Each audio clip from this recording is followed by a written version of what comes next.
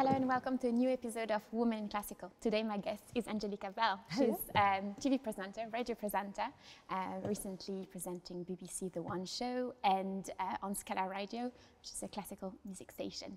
Thank you so much for being here. I'm so happy to have you here and to be talking to you today. Listen, thank you for inviting me. Obviously I know about your podcast, but I was like, are you sure? Yeah, obviously, it's amazing to have just different types of background careers around music, and I've talked about it in different episodes, but just the idea that there's so many avenues within what we do is amazing. So it's amazing to have you here. I'm a bit nervous though because I feel because I'm interviewing somebody who's usually interviewing people. Well, then if it makes you feel better, I'm a bit nervous because I don't usually talk about myself. I'm usually interviewing somebody. Yeah, no, exactly. And you have the experience of both, so I feel relaxed now as well.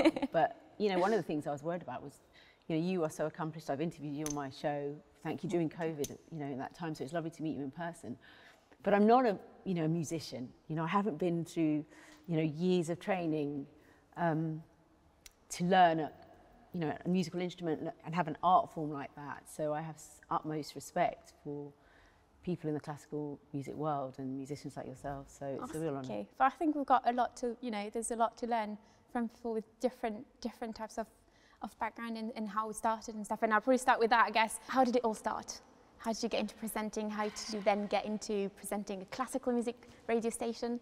Well, I guess maybe I should start right from the beginning, because I wasn't brought up to listen to classical music. I wasn't exposed to it. And when I went to school, I was blessed. And I always use the word blessed because that's how it makes me feel, to have been exposed to amazing teachers. So my music teacher said, "You've got such a great voice." And I always liked to sing and stuff. And so I had this audition for the best choir in my school. It was the Magical Choir. And I remember there was a girl called Nina Jaffa who was excellent at the piano at school. She was on the piano, and my music teacher, Mr. Gordon Pullen, was there. And I was singing these notes, and the next thing I knew, I was in the choir. And it was a real honour. I was like, oh my goodness, this is incredible. And because of that audition and going for it, I was exposed to music by Beethoven, Mozart. I had to learn to read music quite quickly, and it was new. Yeah. But I just loved the way the music made me feel. And being in that choir allowed me to travel Europe. I sang in the Duomo, I used to sing in St. Paul's Cathedral, places where I thought someone like me would never be in or experience. St. Peter's in Rome. And I just loved it. I loved being part of something and creating this music that people would sit up and listen to. And then also at that time at school, I started playing the cello. Now, I was rubbish. String instruments are so hard at the beginning. It's such like a I'm glad you said that. You made me feel so much better. I know, it is. Honestly, I know. But then for somebody who's never, I didn't know much about Beethoven, I was like, I just didn't get it. I didn't understand it. I'd grown up listening to soul music, rap, and also pop music. And I was just like, I just don't get it. So my music teacher, cello teacher, we just didn't click. But I remember that cello, I was like, okay, I'm going to keep it. So well, I didn't know if I would, but I thought I'm going to keep it. It was almost like a comfort blanket. So wherever I moved, I remember when I got my first place after starting on CBBC, that cello was there. I thought it was just there, like an ornament. And so you go through life, and I think you think about things, you reminisce, and there's different phases. I always say there's different chapters, and you'll tap into certain things at certain times. And I remember sitting in my house and looked at this cello, and I thought, you have got the better of me most of my life, and we're going to change that. So I went online. I was like, I've got to find a cello teacher. Found one who happened to live near me, so it worked. And the first time I got the cello out, Esther, you would have but honestly, string instrument is that thing about them that even as when you've played them for years, you leave them for a week and you come back and you're like, oh gosh, you can feel it. So it's so it's for everyone. Okay. Well, I started going, and I had to write the times in my diary to practice. Yeah. Just because I was working, you know. Yeah, of course, yeah. I had little ones and stuff. So I persevered. And my cello teacher said, right, we're going to do a grade. So we signed up for grade 3. And I just wasn't connecting with these pieces. And it so happened that opposite me was a music teacher. And he was head of music at a school near me. And he said, come over. And he had this gramophone. And he played my pieces. And it felt, all of a sudden, he was like, feel it. This is what this music was about. This is why this composer wrote this. It makes a difference. And after that, I was like, okay, I get it. And I got distinction for my grade 3. Oh, congratulations. And I know, it was like, for me, I was like, oh. But, I mean, that's the sort of journey. But when I got into my choir and after that, I just loved it. I sort of embraced classical music. I've still got a cassette of, you know, Elgar's Enigma Variations, played by Julian Lloyd Webber, and I've interviewed him since, so that for me that was a massive thing. Yeah. And I love how it makes me feel. Yeah. And how, it doesn't matter who you are, because sometimes we're put into boxes, you know, people look at me and they think, oh, she must obviously just only like this type of music, hip hop, rap and stuff. And I love that sort of music, you know, it's my heritage. But why can't I love something else?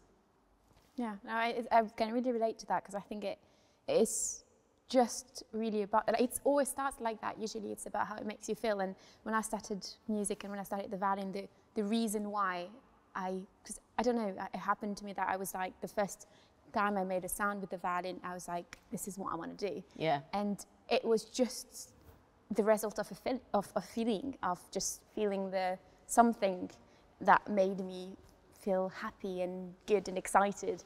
And then it was all about playing to people and sharing that. And then sometimes with life kind of going on, you lose it, or you get away from that. And it's the moments when you actually realize that wait a minute, this is why I did it for. Yeah. And it always comes back to that, to be honest. You know. Was it that feeling that it gave you that made you think, I'm going to keep practicing, I'm going to keep doing and persevering, and this is what I want to keep doing, do for my career? And I think, but I guess the dangerous thing was that when I went into doing my studies and practicing all these hours and having this discipline, then sometimes this part just got a bit lost, and it was just like, it has to be better. And wait, then you've just got to ask yourself, why did I do this in the first place? Remember, let's not forget. The starting point, that little seed. Yeah, it's really important. And so how did you then go on to presenting from that? So obviously, I've been known for children's television, and I've done loads of things, over my career, amazing things, like opportunities, meeting people, ordinary people who've got a story to tell, and that have helped me grow as a person. And I suppose in any turning point in your life, you're like, oh, what's going to happen next? Yeah. And then all of a sudden, I had this random message on LinkedIn, and I don't really use LinkedIn that much. And it just said, hi, my name's Rick, and I'm setting up a new radio station. It's going to be different and taps into modern life, and I'd like to have a meeting with you if you wouldn't mind. And I was like, this is random. Because most people would email you. I know I don't have an agent, but they come via somebody. And I just left it. I just thought, I'm just going to, whatever. And then I just thought, let me go back to it. So I looked up his name, and I saw that he's, history of music, worked on Top of the Pops, set up other radio stations and stuff. And I thought, okay, listen, I'm not exactly. And I'm not cynical, And you never, sometimes out of nowhere, an opportunity comes. Anyway, we met up with this random.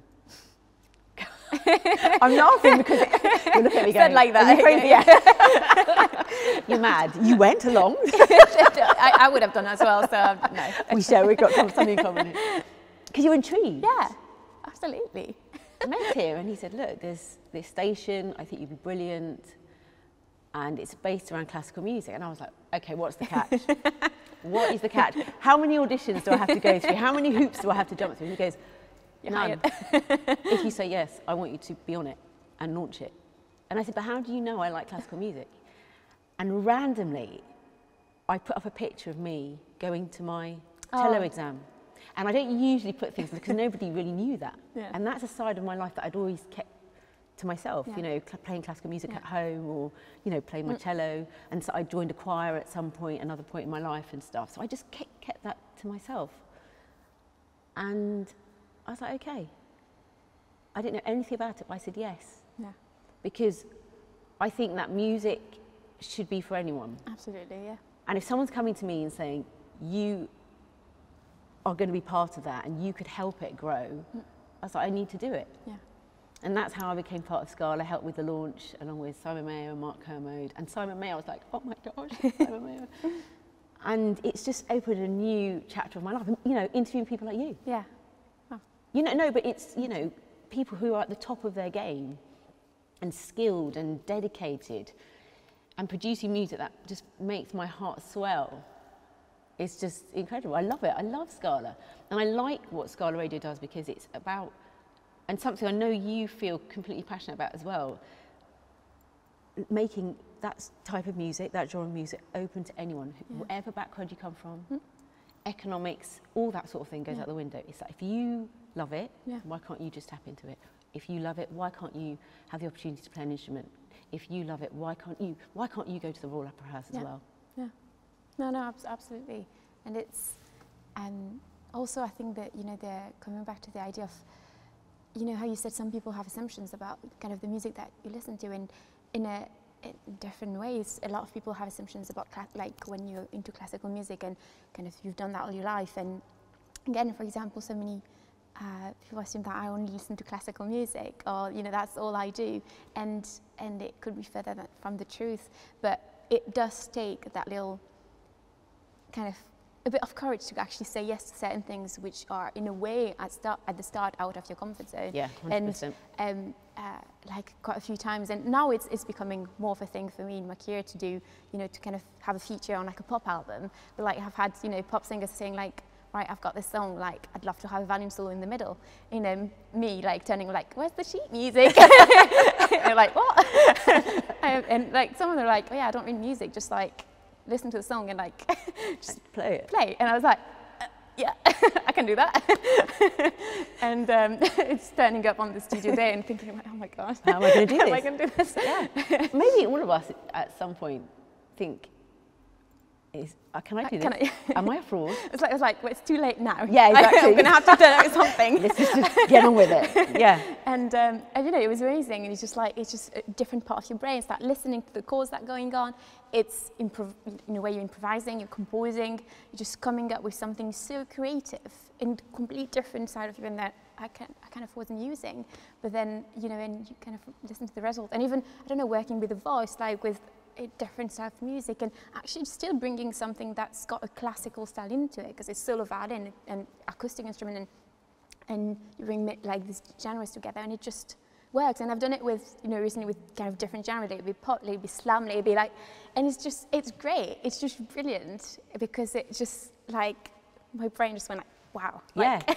And I think as, you know, we move into this new era, this sort of open-mindedness, we realise that there are so many crossovers in different styles of music. Pop, like you say, heavy metal. You know, on my show the other day we played a cover of Metallica, and it was so beautiful, you know, orchestral cover of it. And I'm like, why can't we do that more? Yeah. Why can't you be playing alongside, you know, Coldplay at Wembley? Yeah. You know, what's the point? Come on, I'll be your agent. Let's make this happen. Okay, let's make this happen. No, absolutely. Yeah, you know, why can't we do that? Yeah. And I interviewed Laura Mbula, who, you know, studied at Birmingham, and she's going to be singing at the closing ceremony Commonwealth Games. And she, you know, she is a composer, and a female, a black woman, but she loves pop music. But she has this she loves classical music, and you know, needs to explore that and stuff, and should be given the space to do that, which I think is brilliant. Yeah, it really is. Really, really is. And I think, well, actually we talked about it, which was great, kind of those turning points in, you know, in your life. And I know you mentioned obviously the moment that, you know, that moment where, but is there any kind of particular highlights within your career that really kind of, if you think back and think, okay, it was one day where, I don't know, something special happened, or like one event in your life or professional life that really kind of stood out? I know it's a hard one. I know it is hard, because there are different moments, I think, which mean different things. I mean, even to say, you know, watching the faces of children while I'm being gunged is a moment, and I'll never forget that, you know, or working on certain shows. I think, I remember once being in the home of somebody, I interviewed somebody, and they had this amazing story where they had to be moved in the war to another family in Wales, and I went back with this person to that family. Wow. And, you know, saw that, and it was just so emotional. Yeah. And so there's loads of different things I've done for, you know, like that. But I guess in terms of music, just, you know, presenting the Royal Albert Hall with an orchestra, you know, touring with loads of the BBC orchestras and bringing music to children. I think there's so many. It's so hard to think about it. But in terms of music, I mean, I think being at the Royal Albert Hall and presenting, it's such a special place. It's such a special place. Yeah. It's incredible. Yeah, it really is. And I think with my journey with classical music, I think that's only more. Those experiences will come, hopefully, of course, as I now talk about it and people see me associated with it. Like, you know, you helping me doing this, because I don't talk about it, and not many people will know about Scala and stuff because it's growing. But I hope that it can be inclusive, you know, because sometimes I do think, oh, should I be here? Should I be in this space? Of course. No, but it's just... I know what you mean. Yeah, I know what you mean. And it is male-dominated, and, you know, that's why, you know, we need to celebrate more women in it. And that's why on my show I have this thing called Donne Triple Play, where we play 3 female composers back to back. Yeah. From, you know, from all over, you know, from different times and different eras. And we need to support each other and be like, actually, you know, you can do that. You're brilliant. Yeah. Or you deserve to be here. Yeah. You're brilliant. It's something I discovered, but when I started doing this podcast, and just, you know, started meeting other female musicians and just women around the industry, and kind of realized that actually, you're not on your own. But for a long time I did feel really lonely. And that's why I feel so great to talk about these things and to have this space to do that and to exchange, because you suddenly realize that actually, wait, there's so much support out there from other women, and it feels great, and it feels so good to talk about these things.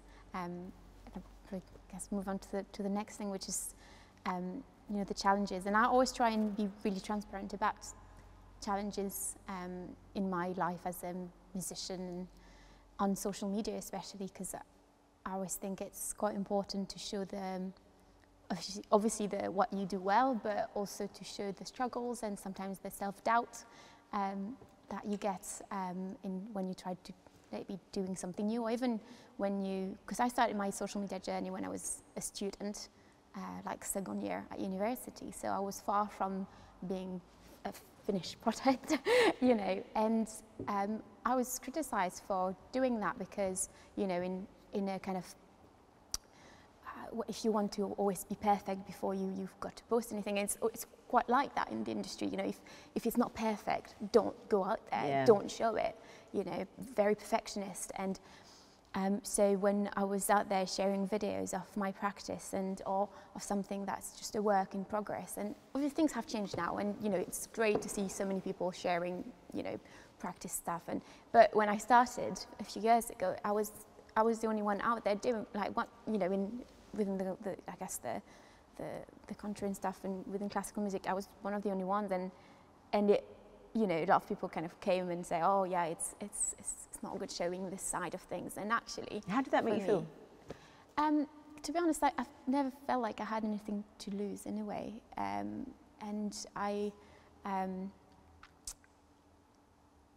it made me feel happy to have a community, because it brought back what, you know, when we said about the real reason why you do things. I had a really moment when I was like, I'm not sure I even want to do this anymore, and that was my first year at college, because suddenly you're an adult, like 18 years old, and then you're in that world, and I just lost I was like just in my practice room and worried on the fact that I just wasn't even good enough to make it, and to ever be actually part of that world, and that's how I felt, and then I was like, wait, but maybe there's you know, maybe there's another way. And when I started sharing on social media and saw the response from people, and it just brought something that it brought back what actually made me decide to do this in the first place, and to have that connection with people. And this is what I love also about doing this as well, is the actual connection with people, what you get from that, from sharing that. And I started getting with that, and I have, you know, people telling me that, you know, that it really did help to see, you know, not only the perfect side of things, because it can be quite harmful to think that some people it just works. It's not like that. No. I do mistakes, and I've failed so many things, and I still do. And I try and be open about it, because it's just part of it, and it's just like, it's just, you're gonna make mistakes and you're gonna learn from it, and that's just it. But I think it's so nice to be open about it, open about the challenges. And so it's like a big part of, I guess, of this interview, which is, you know, what big challenges have you been through? I think generally, but also as a woman in the industry. I think it's really important what you say, because we live in an era now where everything is glossy. Yeah. It's like everything seems like it's romanticized. Everything. It's romanticized. It's brilliant. And sometimes we forget about the journey. And I know people don't like talking about this word. You know, what did people have to do to get to where they are? Yeah. The graft. Yeah. I think I'm a grafter. Yeah. And we're, in a way, we're all grafters. Some people graft more than others. That's fine, you know. But every step I've made in my career and my life, I've had to sit back and look at the options. Yeah. Or I've had someone say, you're never going to make it, or you're not good enough. And I think lots of people, you know, listening to this, that will resonate with them. Yeah. But you have a choice. Yeah. When someone says, most of the time I'm not first choice. You know, in my business, it's, you know, it seemed like the best job to have, you know, people, you know, like you, or you're on TV and stuff. But most of the time, I've never been first choice. Most of the time, the producers, you know, might have think, and that's not a bad thing, because when one door closes, another one opens, and sometimes, you know, you have to count your blessings with that. But what I've always thought is, one, if I'm not the first choice, I've got nothing to lose. Yeah. So you're just more relaxed. Yeah, yeah, that's true. And two, as well, I think that you have to remember that it could all end tomorrow as well, for whatever reason. You know, I've had friends pass away. I've had, you know, one minute you're earning money, next minute you're not in the freelance world. Yeah. But I always think, how can I make this better? Yeah. I'm a glass half full person. And yeah, and like I said, there's been times when people say, it's not going to work out, or someone else has got the job. But I never, at the time it hurt. Yeah, of course it does. But I look back and I say, thank you. Thank you. I've got nothing but love for all those people who say those things to me, because those comments, those feelings have made me the person I am and gave me the drive. Yeah, yeah, I really feel that. I think if I didn't, you know, if I didn't feel at music college in my first year, if I didn't feel such an outsider to that world, because it really felt like that, then I would have never kind of, done what I did. And you know, I struggled even, you know, we talked about music teachers and how important that is. Oh my gosh, teachers are amazing. I never really felt having a connection with, you know, in my teenage years, in any of my music teachers, and that was really difficult. Didn't you? No, I didn't. No, I didn't. And that was really, you know, really difficult, because when you don't have somebody that believes in you, I mean, I had, you know, my mother, like, which is obviously brilliant, but I did know that, because I saw on your Instagram when you said, your teacher said no, and then you were performing at the Royal Albert Hall, you did that thing. And I was like, oh my gosh, because you'd think someone with, you know, with your credibility would have always had that support. No. And I think that's really far from it. Vital that you tell that story, because there will always be people who think. And that's the thing, I think, and I try and emphasize that, because at school, in music school, I never got good grades. I was never the one that is going to make it. Yeah. The one that teachers think, who's the one that, you know, and never, absolutely never. And in a way, again, I'm thankful for that, because even at school, like the number of times where I felt down, when I felt like I was like in the bottom kind of, and you know, and I really thought back then that real life was just going to be the same, but it's very different. But what I learned back then is that, you know, I just got up again and start again, and that's such a vital skill to have. Oh, yeah. And I saw actually a colleague of mine from school, and he said to me, I remember something, it's just like, I remember you, like, after a competition that you'd failed, literally the night with the result got out, you were back in the practice room. And it's just been like that. It's just like saying, you know, but most people don't see that. Some people, you know, have said to me, like, oh yeah, you just got that one viral video with you and the cats, and then that made it all happen. And I was like, so what? Yeah. I wish it was that easy, yeah. but it's not. It's just, but maybe it, you know, sometimes looks like that from outside. You always feel like people, you know, but that's why it's important to show. Exactly. And also as well, I think it's good to stress that there are people in life, you always have failure or challenges. And sometimes it's easier for other people to make that switch and just keep going. But for those people who don't, and this is what, you know, when I do talks and stuff, I say, sometimes that resolve to get back on the horse, you know, that phrase, just takes a little bit of time, but don't give up. Yeah. Don't give up. Yeah. Who have been your biggest figures who have inspired you and kind of, inspired you to be where you are today, I guess? Women figures around you. That's it. Do you know what? One person who's been quite prominent, and it's just random, is Missy Elliott. And she's a huge hip-hop star. She's a producer, music writer, and her music, she speaks in her music, and it's edgy, and she's worked with some of the greatest, you know, hip-hop rap stars, male as well, but stood on her own and has carved out a place for herself. And she's incredible. So I've sort of got all her albums and just seen that a woman with strength. There's nothing wrong with a woman with strength either. No. Has done it. So I love that sort of music. So she's one person. I think Jacqueline Dupre. Yeah. And she was one person who made me get into the cello and, you know, want to take it up. Nice, yeah. Yeah, one of the greatest cellists ever. Obviously, I know my position. I will never be of her standard. No, but and what she did in her life, in that, you know, in her short life, but she was an inspiration. Yeah, absolutely. I had great talks with Julian actually about her, and I've recorded that piece, Jackie's song, for the album. That was really, really great. Yeah. Yeah. But I just. There's loads of women, just not like women who care for, you know, who I've interviewed, who care for their parents, who have done great things in their community. There are so many amazing women, some of them who don't get the recognition they deserve.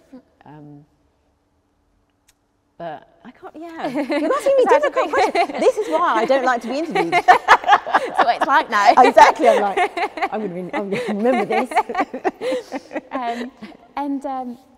This is kind of my favourite question in part of the interview, which is the last question, which is if there was something that you could say, an advice or something you wish to have known earlier on that you kind of learned on later, but that an advice you could give to younger girls coming into the industry, what would it be? Ooh, I think, okay, maybe there's two pieces of advice. The only thing you can control is you. When you reconcile that, it doesn't matter what anyone else thinks, but you will do what you feel is right for you. And as long as you're doing good things, being kind, and going for your dreams, just stay focused. Yeah. The other piece of advice would be never be afraid to say how you feel. I think some of the times in my past I've been afraid, and I'm like, oh, and I'm like, why didn't I just say that? Because you don't want to maybe lose that job. Yeah. You want to be seen as this or whatever. I can feel that. But really. Speak your truth. Yeah. Because those people who believe in you will just love you. Yeah. And those people who don't get you, who cares? Yeah. Yeah, but it's not always easy to actually find. Yeah, it's not. Always and easy. I am learning that on the thing, and sometimes it's literally just coming back, and you're like, I know, but why? But on the moment, you're just like, okay. Yeah. And you're like, why didn't I just do it? But hey, you know, everyone goes through that. Yeah. And so I think, and I don't think I think it gets easier as you get older, but it's still hard. Yeah. But as long as you're just like, hey. Everyone always says, oh, you're always smiling. I'm like, because I don't let anything an effect, And there's always a solution. Yeah. Thank you so much. I mean, I could talk to you for like hours, literally, but you're so inspiring. I'm like thank this. You so much. No, it's just brilliant. Really, really, thank you so much for your time. Thanks for having me. And I meant what I said. Do your thing. What you do is brilliant. And also, it just makes it accessible. We need to be accessible, and that's so important. So, don't forget me when you get. No, thank you so much. Thank you.